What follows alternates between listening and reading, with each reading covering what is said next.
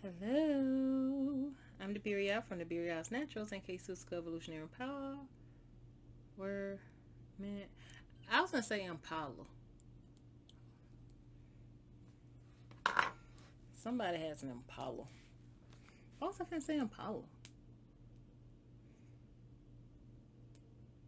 Anyway, so burning some Palo Santo, maybe in Palo Santo mint. Shucks. It's interesting how that flame is hooking around there.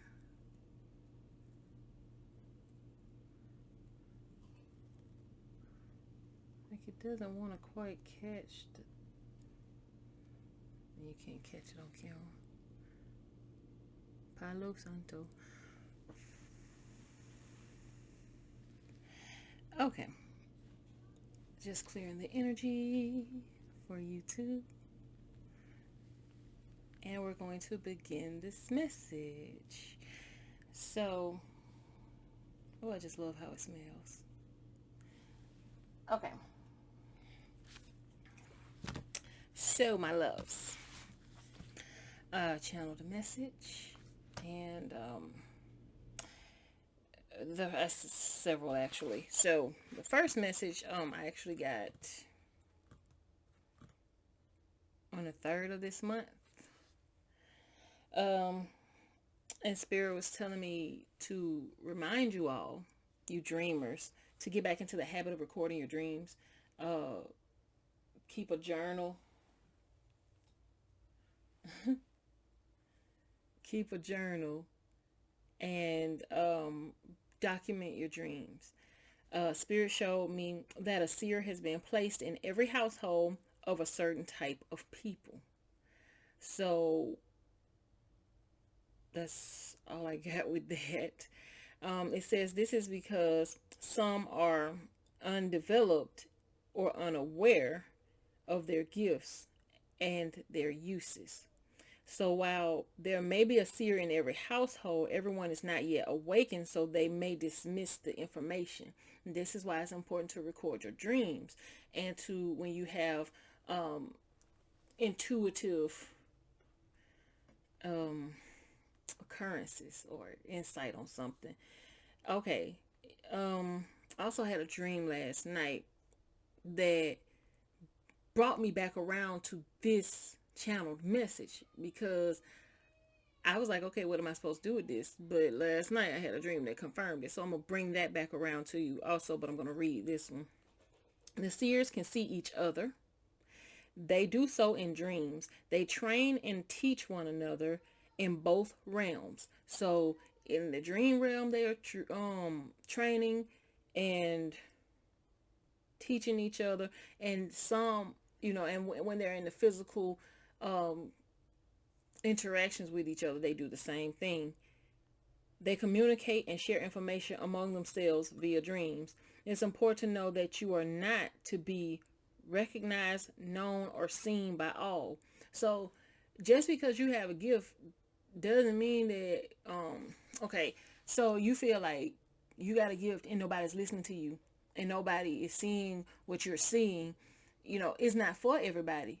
You're unique, and your gift is unique, and it's for a unique purpose. So don't get discouraged and think that, and be dismissive of your spiritual gift just because somebody won't listen to you, or just because someone else is dismissive of it, because that can easily be the enemy trying to keep you from growing to your fullest potential. And this has been the case with many of us. Growing up, stepping into your calling, this has been the case. And that's the purpose of it. The purpose is to stop you from stepping into the fullness of it, because then you won't accomplish your soul mission. You will never fully realize the vision. And it's also about not trying to be, it's about maintaining your humility, because it is a gift and it is a power. It is a powerful gift. And I mean, if you all, God's not gonna take your gift away just because you're an asshole. you know, I know plenty of people who have very strong spiritual gifts and they are assholes and they use their gifts for whatever purpose they want to use them for, and they use them to manipulate people. They have charisma and the ability to influence, and they use it for their personal gain. And that's why it's saying that it's important to know that it ain't for everybody. You ain't for everybody. So don't be upset if you done told 500 people the same story and only one person listened to you. The story was for that one person to hear and learn from it, or to get some information so that they can move forward. You are only, you are always only as important or as visible as the divine needs you to be. Because sometimes God hides us, and they sometimes somebody can come in your presence and ask you a question and you get absolutely no vision, no answer, nothing intuitive to give them, because it's not meant for them to have it. And that's just simply how it is. And all I can say is it happens a lot. It happens on different occasions, because the universe, ancestors, the angels, the Most High knows what this person's intention is when they come to you asking you questions, or if this person is trying to manipulate you into speaking something into existence for them. Because remember, I gave you a message that people realize that you are a powerful manifestor. They be trying to ride that train, so they try to get you engaged in conversation so you can speak this life into their existence. For their own personal gain. And you may not even realize that you're that powerful. You may not even realize that if you say, oh, don't worry, they'll call. And then while they're on the phone with you, the person calls them. And they're like, wow, you said it was going to happen. It happened because I said it. And I said it because it would happen. When you are a manifester, it goes as one, that you can foresee it because you imagined it and you saw it in your mind, and then you spoke it and you created it into existence. And imagine being able to do that and not knowing you can do that, and so not using it to help you or benefit your family in a positive manner, but having some kind of leech attaching itself, or parasitic individual, or vampiric individual, or group of individuals, or even an entire organization attaching itself to your manifestation ability and utilizing it for their own selfish gain and worth, and then you sitting there not obtaining anything off of it except being worn out, because you're constantly in a state of producing this manifestation. He's like, that's what's been going on with us all along with the Matrix. We've been producing what we've been told to produce, and what we've been trained to produce and conditioned to produce. Okay, this same thing that happens in these groups and organizations, and yes, sometimes even in churches, they collect special people. Oh, you got a gift, sister. Oh, you got a gift, brother. And all along you sharing your gift, and it's bringing money into them. You're not getting anything from it, and you're getting fulfillment from sharing your gift, but they're getting monetary sustenance from you standing up there singing your gift of praise, and your gift bringing all those people in. This is where you gotta know your value. You gotta know your worth. You want me to sing, I know what my energy brings. I need you to pay me to come sing, to bring these people in. Y'all do what y'all want to do. It's just the truth. It's just the truth, because it's the truth. Okay, so you can get mad at me if you want to. You ain't gotta watch. It's the truth. So I just seen it happen over and over again. I have been not a part of it, but I've had it done to me multiple times. Like me and my family, wherever we go, there's blessings and abundance, and the Shekinah glory, because we bring praise and worship. My whole family can sing. My family's full of prophets and seers and evangelists, and shaman and medicine people and healers and nurses, and all these people. My family is anointed. My family is very anointed, and wherever they go, prosperity follows. Well, we knew that, and we were happy about it, but the thing about it is, when people are using you and they feel like you're unconscious of it, then it's okay to continue to use you. But once they discover that you are aware and that you're sentient about it, and you're like, well, I don't think that's really right for me to keep doing this, and you treated me like this, I know my value, I know my worth, and then, oh, you gotta go, you know, you gotta go, because now whenever you're expressing yourself, or somebody feel like you arguing with them, or you picking a fight with them, when you're just expressing yourself and you're right, before the truth sets you free, it's gonna piss a lot of people off. It may even piss you off, you know, to realize that these things have been done. This is where forgiveness comes in. Okay, I digress. Let's move on. So,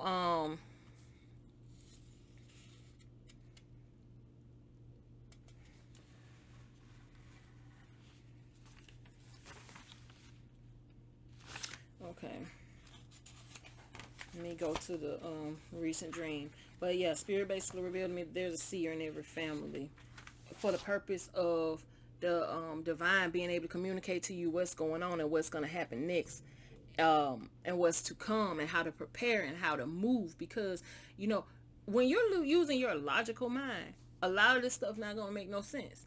But that you're more than logic, and in the world, the matrix wants you to believe that if it don't make logical, rational sense, then oh, you crazy, and you have to be what is considered insane in order to move. Because even the Bible says, if you believe in the Bible, that God takes the foolish things to confound the wise, and that basically those people who think they know everything don't really know nothing.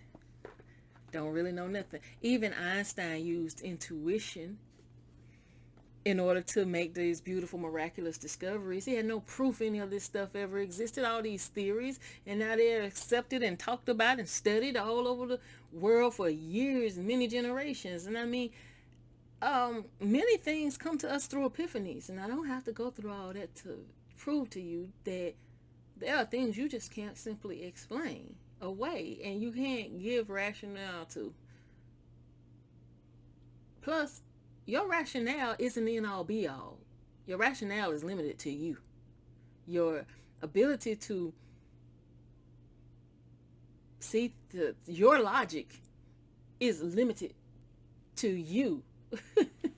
So take that how it resonates. So Spirit was also showing me with the divine masculine is a heart chakra activation. So it said opening, I just channeled this directly. I'm just going to read it. Opening up the heart space is difficult for divine masculine. It's difficult because it requires surrender to the process. It requires allowing yourself to become vulnerable. It requires letting someone in to experience true intimacy. And why is it so fearful to divine masculine? That's why it I asked this, and it's even fearful to the divine feminine because, shucks, we've been went through a lot of stuff, and then now Spirit is saying, okay, heart chakra activation, is time to open up. And again, even the divine feminine, the guards are up because of past writers on your life's canvas. Those past writers are in the past for a reason. Neither they nor the energy or their energy have any place in your present experience. In order to comprehend this present experience, one must release all the past experience. How to do so and retain the lesson without the pain the lesson caused. This is where you choose. That's all. The answer is choice. Choice can be empowering. It is empowering. It is empowering. Rather than be a victim of past experience, choose to create and experience the present moment. I choose my energy. I choose my vibration. I choose that which I experience. This is accountability. I choose to create this present experience. That is intent. I am the writer of my own story, and I choose to be conscious of what I create. This is empowerment. Divine masculine heart activation took place. Yet there are some physical symptoms of resistance in the body, blocking the flow and manifesting as stress, fear, high blood pressure, migraine, shifts in sexual activity or libido, a desire. Why the shift in sexual desire? So, the sexual center must reset from detachment emotionally and gratification only orientation to the connectedness of sharing yourself intimately with another and synchronizing the upper heart chakra energy to that of the lower sacral chakra energy, activating soul connection in the solar plexus and manifesting it concretely, in the 3D from 5D to solidify physical union bond on earth as is in heaven. I'm going to reread that because I channeled it exactly how Spirit gave it to me. So the question, why does the heart chakra activation shift in the sexual desire? The sexual desire, the sexual center must reset. You gotta reset from being in a detachment energy, being detached emotionally, because men have an ability to emotionally detach when they're engaging in the sexual act. So the sexual act doesn't necessarily have to mean anything to them emotionally. It could be gratification oriented only.